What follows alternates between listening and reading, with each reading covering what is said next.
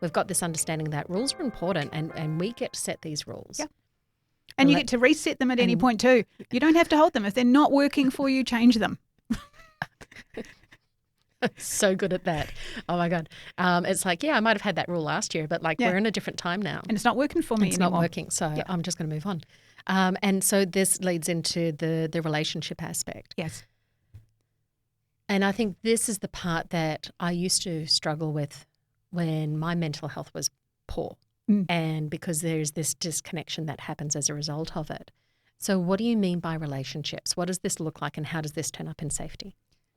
Loaded, sorry. That's all right. Let's unpack that. In a self-unlimited world, it's about understanding that relationships are something that are going to go on around me. Now, if I choose to be mindful and intentional about them, then maybe I can have the relationships that will serve me well. Now, that might be relationships of support. That might be relationships for inspiration. That might be relationships for something functional. That might be relationships to avoid, not only to the ones that I want to have, but it's understanding that I will be in relationship with people, and therefore, which people do I want to be in relationship with, and what quality of relationship do I want to have? And also, how do I show up myself? The relationship's a two-way street. So it's not just what they're going to do for me. It's how am I going to be with them? And I sometimes joke about the notion of having a dance card, which turned out somebody recently told me about their mother actually had a dance card from many years ago in their house. Yes. And so it's the notion that I feel, and maybe it's because I'm an introvert personality, which is not shy and retiring, clearly not, but it's about energy levels. And so how many relationships of a high quality can I maintain? Because I have chosen to say, if you're a relationship of a particular class, then it means I will be investing in you. I will need to be making time to be putting into conversations with you and being present with you. But at the same time, just being mindful about what's going on in your world and connecting. Now, I can't do that for hundreds of people. I can do that for a small group of people. But I think that's an extrovert thing as well. To be honest, I'm not an introvert.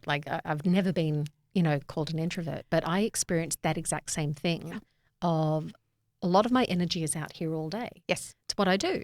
My energy is out on display. People can see it. I'm vocal. But to have a relationship, I'm very particular at where I spend personal energy. For that same reason is that it exhausts me. Yeah. To have to interact. Like my friends know. It's and I've got friends who yet to be named. I'm looking at her right now. And, that just, and she sets her own boundaries. All my friends set their own boundaries of this is what it's going to look like. Yes. And that boundary setting is a rule. Yeah. And what reminder vocalized rule. Yes. Yes. Yes. It's a known quantity. There's clarity. Yes. So the notion here, we're talking about relationships too. When I'm thinking about from a workscape, this is from the point of view of in my workscape, what relationships do I have? But there's often a crossover where the relationships that you have are also personal because we bring our own person to work. And so for me, you might be listening to this podcast and thinking, oh, I'm talking over here about my personal life. Yes, but this is more about in the workscape because so many things tell us these are the kinds of relationships you're supposed to have. This is how the relationships between employer. This is the relationship that should be between colleagues. This is the relationship you should have between subordinate or colleagues of lesser experience. This is what the relationship you have with people in other organizations who are suppliers or clients. And it's those kinds of relationships that I'm talking about. It's like, well, the organization has a view of what those relationships will be while you're with that organization. But that doesn't mean that's the only nature of those relationships. You, as a person in your workscape, what kinds of relationships do you need and value? And it might be that the organization's not providing those for you. So then where do you go and get them?